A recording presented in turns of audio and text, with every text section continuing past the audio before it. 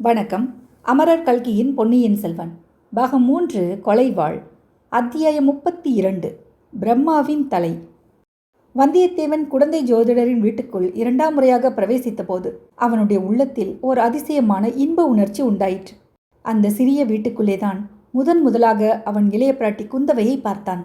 அவளுடைய செந்தாமரை வதனத்தையும் வியப்பினால் விரிந்த கரிய பெரிய கண்களையும் பார்த்து திகைத்து நின்றான். அவளுடைய தேனினும் இனிய தீங்குரல் அவன் செவியில் விழுந்ததும் அங்கேதான். இந்த நினைவுகள் எல்லாம் அலைமோதி கொண்டு அவன் உள்ளத்தில் பொங்கி வந்தன.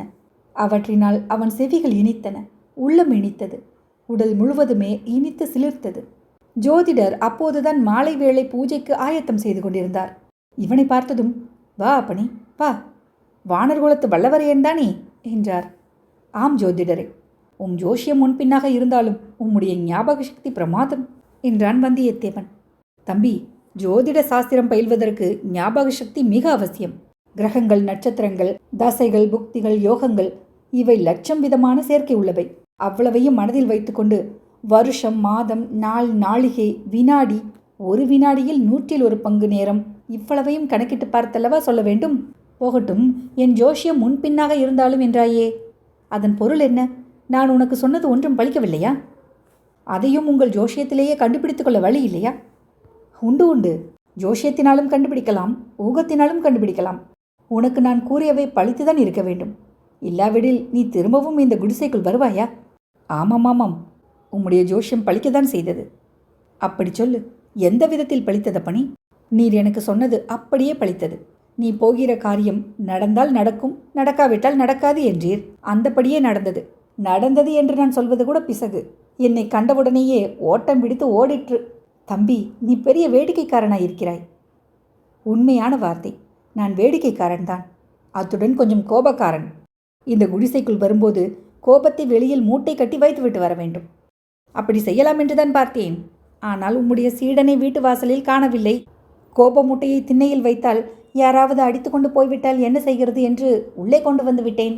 உம்முடைய சீடன் எங்கே ஜோதிடரே? போன தடவை அவன் என்னை வாசலில் தடுத்து நிறுத்த பார்த்தது அப்படியே என் நினைவில் இருக்கிறது. இன்றைக்கு ஐப்பசி அமாவாசை அல்லவா? அதற்காக அவன் கொள்ளிடக்கரைக்கு போயிருப்பான். அமாவாசைக்கும் கொள்ளிடக்கரைக்கும் என்ன சம்பந்தம்? கொள்ளிடக்கரையில் காளாமுகர்களின் மகா சங்கம் இன்று நடைபெறுகிறது. என் சீடன் காளாமுகத்தை சேர்ந்தவன். ஜோதிடரே, நான் சைவ மதத்தையே விட்டுவிடலாம் என்று யோசித்துக் கொண்டிருக்கிறேன். விட்டுவிட்டு? உமது சிநேகிதர் ஆழ்வார்க்கடியார் நம்பியிருக்கிறாரே, திருமலையை சொல்கிறாயாக்கும்? ஆம், அவரிடம் தீட்சை பெற்று உடம்பெல்லாம் நாமத்தை போட்டுக்கொண்டு வீர வைஷ்ணவனாகி விடலாம் என்று உத்தேசித்திருக்கிறேன். அது ஏன் அப்படி? காளாமுக சைவர்கள் சிலரை பார்த்தேன். இங்கே வருகிற வழியிலே கூட பார்த்தேன். அவர்களையும் அவர்கள் வைத்திருக்கும் மண்டை ஓடுகளையும் பார்த்த பிறகு சைவத்தை விட்டுவிடலாம் என்று தோன்றுகிறது. தம்பி, எத்தனையோ போர்க்களங்களை பார்த்திருக்கும் உனக்கு மண்டை ஓடுகளை கண்டு என்ன பயம்? பயம் ஒன்றுமில்லை, அருவருப்புதான். போர்க்களத்தில் பகைவர்களை கொள்வதற்கும் மண்டை ஓடுகளை மாலையாக போட்டுக்கொள்வதற்கும் என்ன சம்பந்தம்? உன்னுடைய எஜமானர் ஆதித்த கரிகாலர் வீரபாண்டியனுடைய தலையை வெட்டி எடுத்துக்கொண்டு வந்து ஊர்வலம் விடவில்லையா? அவர் ஏதோ சபதம் செய்திருந்தபடியால் அவ்விதம் செய்தார். அதற்காக பிறகு எவ்வளவோ வருத்தப்பட்டார். அவர் கூட மண்டை ஓட்டை மாலையாக போட்டுக்கொள்ளவில்லை, கையிலும் எடுத்துக்கொண்டு திரியவில்லையே. காளாமுகர்கள் எதற்காக அவ்விதம் செய்கிறார்கள்? வாழ்க்கை அனித்தியம் என்பதை மறந்துவிடாமல் இருப்பதற்காக அவர்கள் அவ்வாறு செய்கிறார்கள்.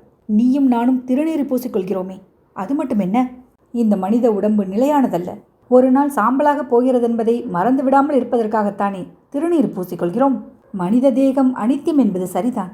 இது எரிந்து சாம்பலாகும் அல்லது மண்ணோடு மண்ணாகும். சிவபெருமானுடைய திருமேனி அப்படி அல்லவே? பரமசிவன் ஏன் கையில் மண்டை ஓட்டை வைத்திருக்கிறார்? தம்பி, சிவபெருமானுடைய கையில் உள்ள மண்டை ஓடு ஆணவத்தை குறிக்கிறது. ஆணவத்தை வென்றால் ஆனந்த நிலை ஏற்படும் என்பதை காட்டுகிறது. சிவபெருமான் கையில் மண்டை ஓட்டுடன் ஆனந்த நடனம் செய்கிறார் அல்லவா? மண்டை ஓடு எப்படி ஆணவத்தை குறிக்கும்? எனக்கு தெரியவில்லையே. உனக்கு தெரியாதது இன்னும் எவ்வளவோ இருக்கிறது. தம்பி, மண்டை ஓடு ஆணவத்தை குறிப்பது எப்படி என்பதை மட்டும் இப்போது தெரிந்து கொள். பிரம்மதேவனும் திருமாலும் ஒரு சமயம் கர்வம் கொண்டார்கள். நான் பெரியவன், நான் தான் பெரியவன் என்று சண்டையிட்டார்கள். சிவன் அவர்களுக்கு நடுவில் வந்தார். என்னுடைய சிரசை ஒருவரும் என்னுடைய பாதத்தை ஒருவரும் கண்டுபிடித்து கொண்டு வாருங்கள்.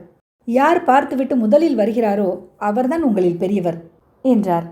மகாவிஷ்ணு வராக உருவம் கொண்டு சிவனுடைய பாதங்களை பார்ப்பதற்கு பூமியை குடைந்து கொண்டு சென்றார். பிரம்மா அன்னப்பறவையின் உருவம் கொண்டு வானத்தில் பறந்து சென்றார். திருமால் திரும்பி வந்து சிவனுடைய அடியை காண முடியவில்லை என்று உண்மையை ஒப்புக்கொண்டார். பிரம்மா திரும்பி வந்து சிவனுடைய முடியை பார்த்து விட்டதாக பொய் சொன்னார். அப்போது சிவன் பிரம்மாவுக்கு இருந்த 5 தலைகளில் ஒன்றை கிள்ளி எடுத்து அவரை தண்டித்தார். ஆணவம் காரணமாக பிரம்மா சண்டையிட்டு பொய் சொன்னபடியால் அவருடைய தலை ஆணவத்துக்கு சின்னமாயிற்று. வந்தியத்தேவன் எதையோ நினைத்து கொண்டவன் போல் இடி இடி என்று சிரித்தான். என்னத்தை கண்டு இப்படி சிரிக்கிறாய் தம்பி? ஒன்றையும் கண்டு சிரிக்கவில்லை. ஒரு விஷயம் நினைவுக்கு வந்தது, அதனால் சிரித்தேன். அது என்ன விஷயம்? ரகசியம் ஒன்றுமில்லையே. ரகசியம் என்ன? பிரம்மாவை தண்டித்தது போல் என்னையும் தண்டிப்பதாயிருந்தால் குறைந்தபட்சம் 10,000 தலையாவது எனக்கு இருந்தால்தான் சரிகட்டி வரும். அதை எண்ணித்தான் சிரித்தேன். அத்தனை பொய்கள் சொல்லி இருக்கிறாயாக்கும்? ஆம் ஜோதிடரே, அது என் ஜாதக விசேஷம் போல் இருக்கிறது. பொன்னியின் செல்வரை சந்தித்த பிறகு உண்மையே சொல்வதென்று தீர்மானித்திருக்கிறேன். ஒரு தடவை ஒரு முக்கியமான உண்மையையும் சொன்னேன். அதை கேட்டவர்கள் நகைத்தார்கள். ஒருவரும் நம்பவில்லை. ஆம் தம்பி, காலம் அப்படி கெட்டு போய்விட்டது. இந்த நாளில் பொய்யையே ஜனங்கள் நம்புவதில்லை, உண்மையை எப்படி நம்பப் போகிறார்கள்? உம்முடைய ஜோதிடத்தின் கதியும் அப்படித்தான் ஆக்கும். ஜோஷியரே, இளவரசர் அருள்மொழிவர்மரை பற்றி நீர் கூறியது நினைவிருக்கிறதா? வானத்தில் வடதிசை அடிவாரத்தில் நிலைத்து நின்று ஒளிரும் துருவ நட்சத்திரம் போன்றவர் பொன்னியின் செல்வர் என்று நீர் சொல்லவில்லையா? சொன்னேன். அதனால் என்ன? அவரை பற்றிய செய்தியை நீர் கேள்விப்படவில்லையா? கேள்விப்படாமல் எப்படி இருக்க முடியும்? நாடு நகரமெல்லாம் அதே பேச்சாகத்தானே இருக்கிறது. துருவ நட்சத்திரம் கடலில் மூழ்கிவிட்டதென்று நீர் கேள்விப்பட்டதுண்டா? துருவ நட்சத்திரம் கடலில் மூழ்காது. ஆனால் அந்த நிலைகுலையா நட்சத்திரத்தையும் மேகங்கள் சில சமயம் மறைக்கலாம் அல்லவா? இன்றைக்கு கூட வடதிசையில் மேகங்கள் குமுறுகின்றன. இன்றிரவு நீ எவ்வளவு முயன்றாலும் துருவ நட்சத்திரத்தை காண முடியாது. அதனால் அந்த நட்சத்திரம் இல்லாமல் போய்விடுமா? அப்படியா சொல்கிறீர்? பொன்னியின் செல்வரை பற்றிய உண்மையான செய்தி ஏதாவது உமக்கு தெரியுமா? எனக்கு எப்படி தெரியும்? நீதான் அவருடன் கடைசியாக கடலில் குதித்தாய் என்று பேச்சாயிருக்கிறது. தெரிந்தால் உனக்கல்லவா தெரிந்திருக்க வேண்டும். உன்னை கேட்கலாம் என்று எண்ணியிருந்தேன். வந்தியத்தேவன் பேச்சை மாற்ற விரும்பி, ஜோஷியரே, வால் நட்சத்திரம் எப்படி இருக்கிறது என்று வினவினான். மிக மிக நீளமாக பின்னிரவு நேரங்களில் தெரிகிறது. இனிமேல் நீளம் குறைய வேண்டியதுதான். தூமகேதுவினால் விபத்து ஏதேனும் ஏற்படுவதா இருந்தால் அதிசீக்கிரத்தில் இது ஏற்பட்டாக வேண்டும். கடவுளை, ராஜகுலத்தில் யாருக்கு என்ன நேரிடுமோ என்னமோ என்றார் ஜோஷியர்.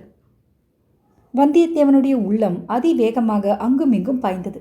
தஞ்சையில் பாரிச வாயு பிடித்து படுத்த படுக்கையாயிருக்கும் சுந்தர சோழரும், நாகைப்பட்டினத்தில் நடுக்கு சுரம் வந்து கிடக்கும் பொன்னியின் செல்வரும், கடம்பூர் மாளிகையில் நந்தினியை சந்திக்கப் போகும் ஆதித்த கரிகாலரும், ராஜ்யத்துக்கு ஆசைப்பட்டு மக்களின் கோபத்துக்கு பாத்திரமாயிருக்கும் மதுராந்தகரும், கையில் கொலைவாளை வைத்துக்கொண்டு கொஞ்சம் நந்தினியும் அவனுடைய உள்ளத்தில் வரிசையாக பவனி வந்தார்கள்.